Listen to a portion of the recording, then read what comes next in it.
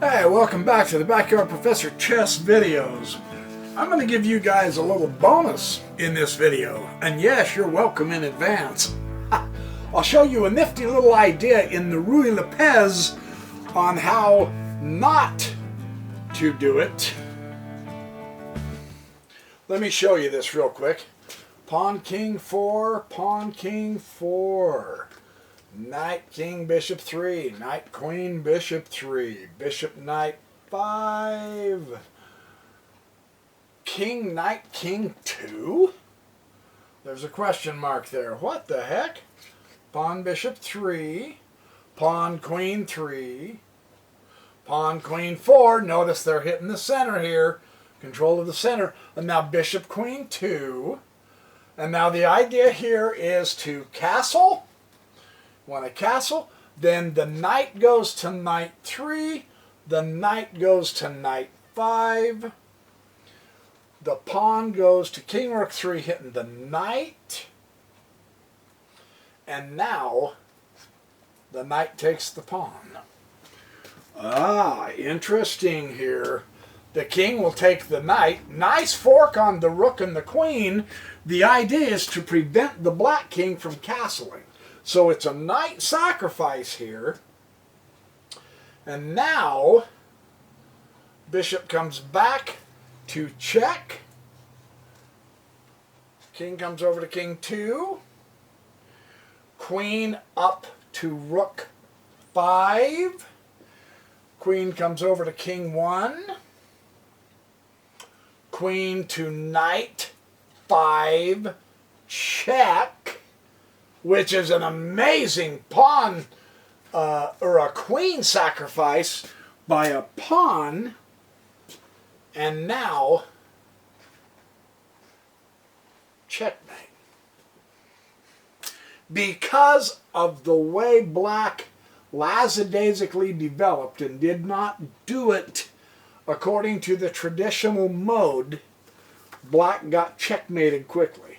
And it was two beautiful piece sacrifices, the knight and the queen, that gave him that vicious, beautiful cross with the bishops to checkmate the black. So hang on and I'll get your game for you. That's just a little bonus fun little puzzle for you. Okay, now for the main game in the Ruy Lopez that I want to show you. This is by Boleslavsky and Paul Keres. Keres is playing the black, Boleslavsky is the white. They play the famous Ruy Lopez in the Zurich 1953 tournament. This was a very huge tournament. This is the one that Bronstein wrote the coverage on, and that is an outstanding book. There's a lot of games in that I want to show. In time, eventually I will.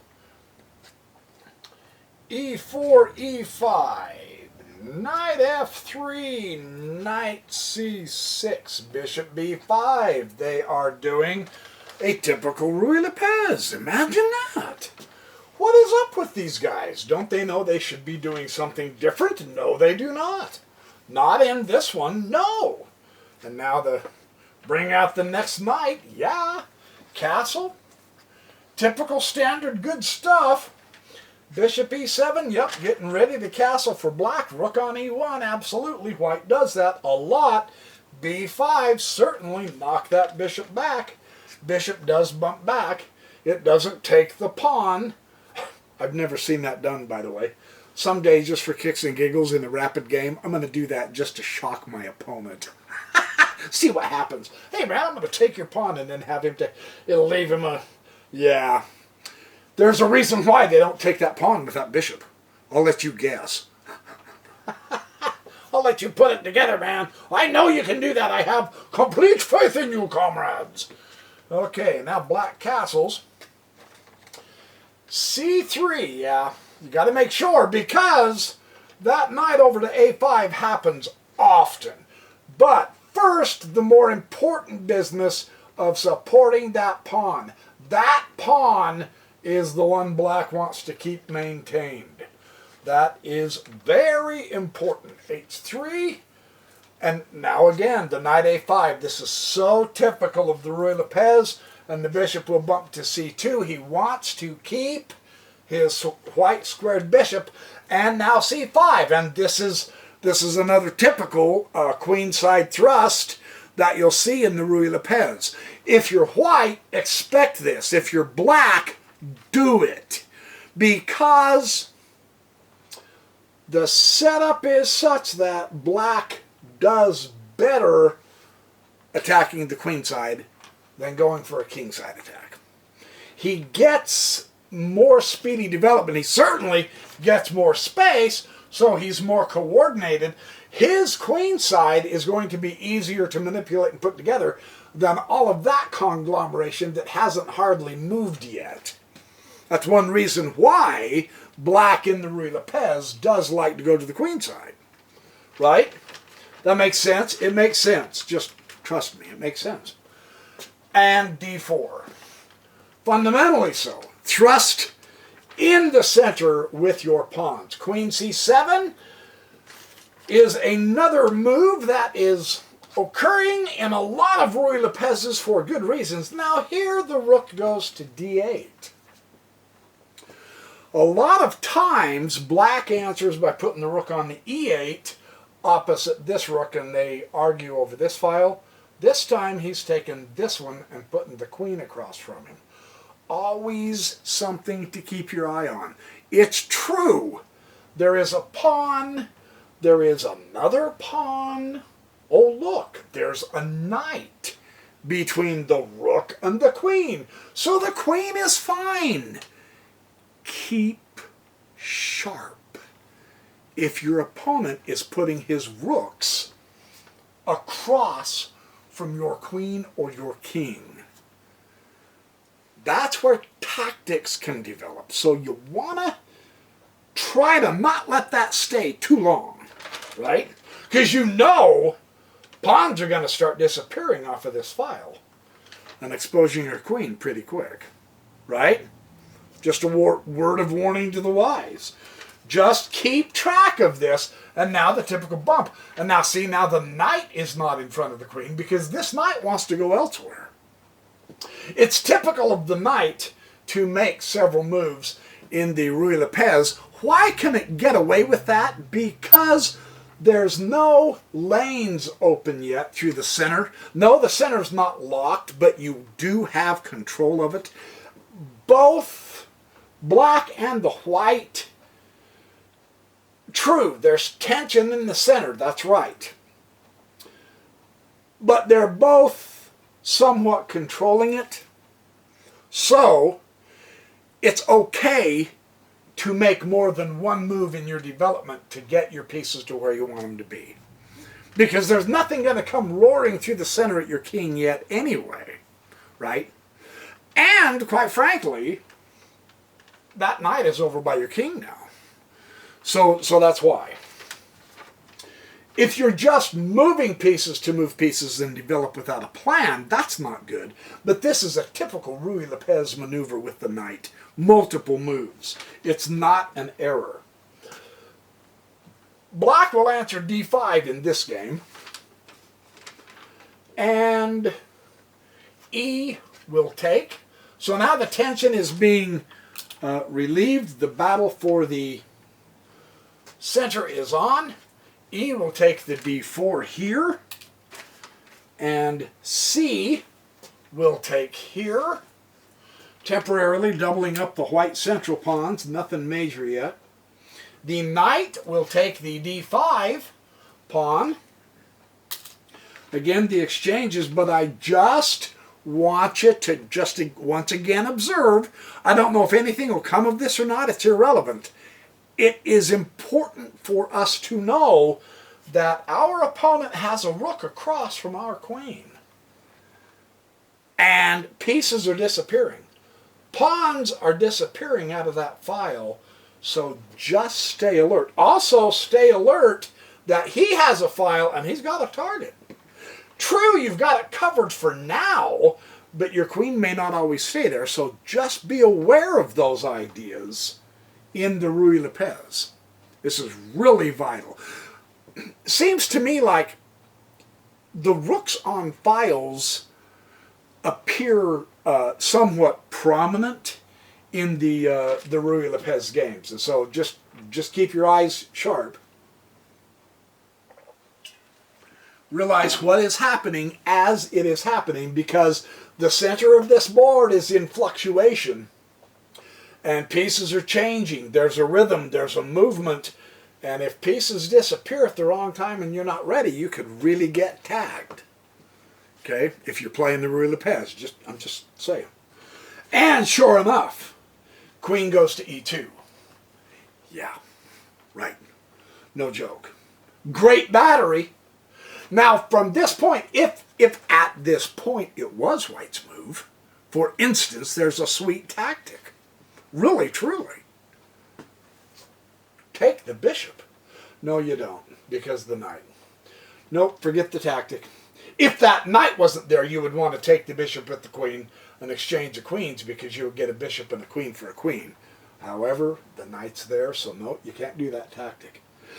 Be aware, though, that that kind of possibility is available because you have a battery of a queen with a rook. But yeah, you know, my tactics, I'm getting mildly better, but those knights, man, you got to keep your eye on those knights. I'm not kidding. Boy, they are tricky little devils. And bishop b7, develop. Get a great fianchetto bishop over to the king. Not bad. Not bad there. Knight g3, yeah. When this knight makes his movement, there are times where he'll stay on f1 for a couple of moves or whatever, but truly, truly, you can't leave him there. That's a waste of time. That is a waste of tempo. You do want to get him up here because your intention fully is to come and get the king. In this particular game, the black king does not look overly protected, does he? Truly, yeah, there's covering with the pawns, but a lot of the power is over there. There's still some tension in the center, but a lot of pieces are over there. I mean, that knight on the rim, he'll never get back over here to protect the king. And yet white is more evenly distributed, but there's more pieces over here with the potentials of that battery. And both bishops. Keep your eye on that. So this could get tense pretty quick. With the knight g3, we need to be alert. That's what caused me to stop just now and say, okay, hold it, let's look at this again. So this could get tense for black. C takes d4. Response in the center to the wing information. The knight takes the d4, so good centralized knights. g6. Okay, black is aware that there really could, at this point, because of the position, the bishop sacrifice is a very real possibility. Truly, to destroy that king cover, because the queen can come here, you've got the rook, and you've got the knight, and this knight can come here really, really fast. The potential is there, and black is sharp enough on his toes. He knows a lot of his pieces are over there, and so, yes, it creates dark square weaknesses, but you really do have to bump that pawn. Yeah, you're there. You didn't have all your pieces over here to help protect, so you're there to bump in the pawns. And hopefully, white can't exploit the weaknesses here very hard, and yet, oh, he can exploit those dark square weaknesses. He immediately pounces to blockade the H, and that's a tough situation, man. I'm just saying, that's a tough situation. Bishop f6, come up, hitting the target. The central might, no less. But, I mean, both these guys have targets, truly. They really do have targets everywhere, right? And now white, knight comes to b3, very interestingly enough. And the dark knight will come to c4. Got it off the rim, a good thing. He's going to get him much more involved in the game. He has to. He has to. There's no question. Knight e4. So the knights are getting prancy. let's keep our eye peeled on this. And now the bishop strikes at b2. Blam. So who's on the attack here? Black or white? Or both. Yeah, it's getting hairy, isn't it? And then knight b to c5. Ah, right to there. Coming into the heart of the position of black. Target. Target. Black has white targets. Very, very tense at this point. And black, let's see, knight b to c5. So he wants to hit the bishop. Black hits his target. He takes the rook. And the rook takes the bishop. It's interesting that he gave up the exchange, isn't it? And now black goes f5, hit the target again. And knight takes the bishop. That makes sense. I mean, you're gonna go down there and into the thick of it, take the bishop. That bishop was a potentially very, very strong attacker. So that makes sense that he wants to exchange that bishop, in my opinion. I'm just saying. I'm just saying. And then the queen takes the b7. Yeah, so the queen takes over where the bishop was. Probably better to have the bishop, but that's how the ball bounces. Knight to c5 here. Target. Yeah, hit the queen. The queen does not get a rest. So he brings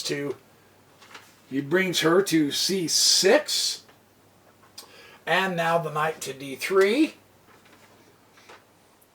And, oh, is that an E or a C? I hope that's a c3. Knight to, yes, c3. Target. Hitting the target. Don't let the queen rest. Queen just drops to e1. Target. Hitting the hanging knight. Targets everywhere in this game. And that's how you kind of want to keep this going. Queen over to f6. A discovered attack, potentially, on the rook, although it's covered by the queen. But come into here, check with the discovery. Probably wouldn't get away with much yet, but these two knights coming here to check, coming here to attack, sacrifice, open it up, get the... This is getting iffy. An attack could happen pretty easy here on either side. Have you noticed that this bishop hasn't done a lot yet? He hasn't been able to get his pieces over here to help the bishop attack the king. There's a story in that.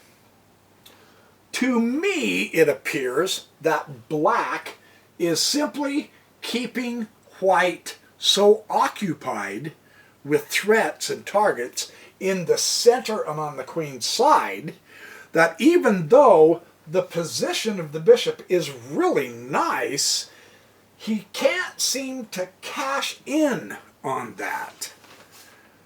So the strategy, when your king side is getting attacked, to counterattack in the center, on the other wing, seems to be effective when you do it fast enough.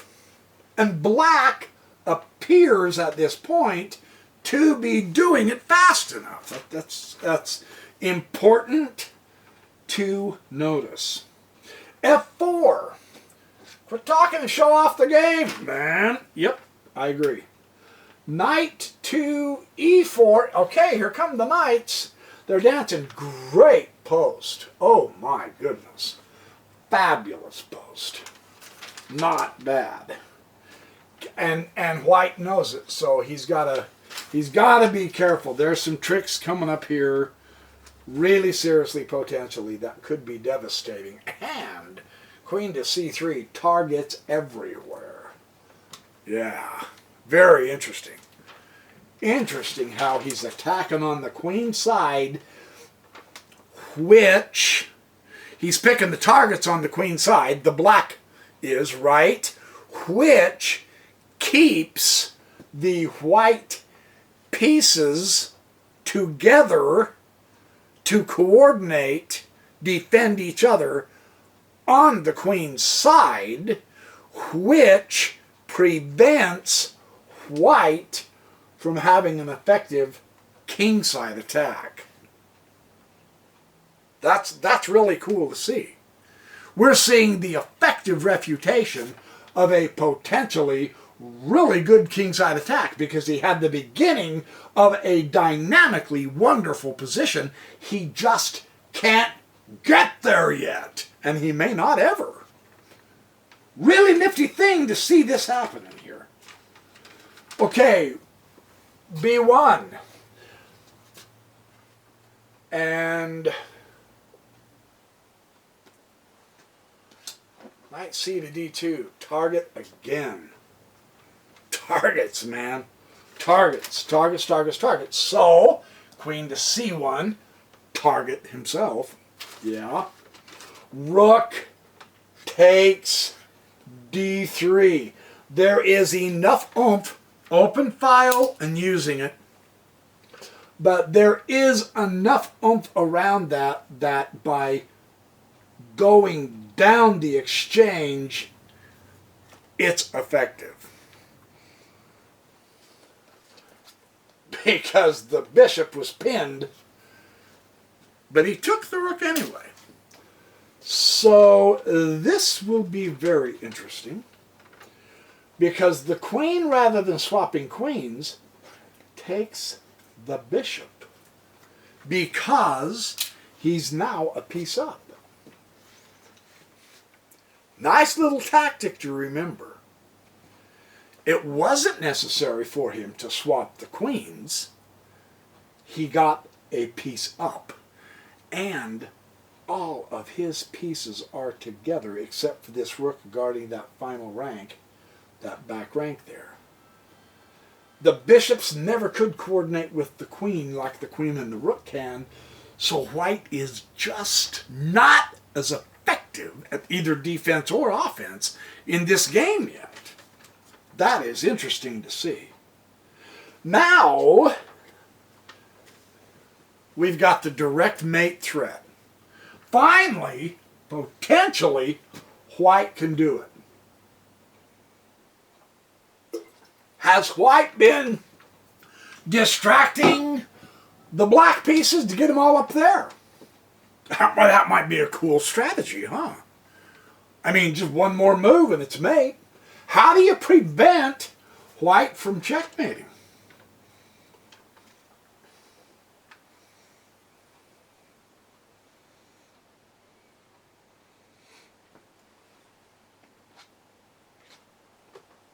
Check.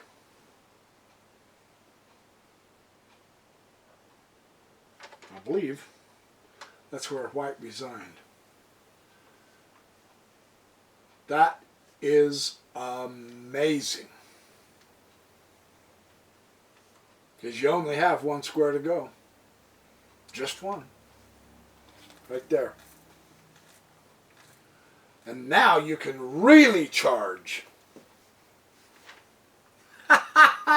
You guys thought I was serious?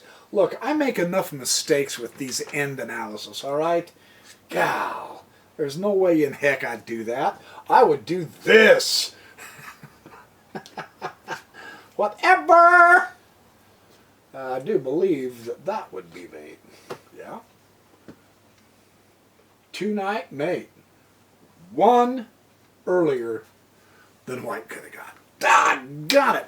That was a great game.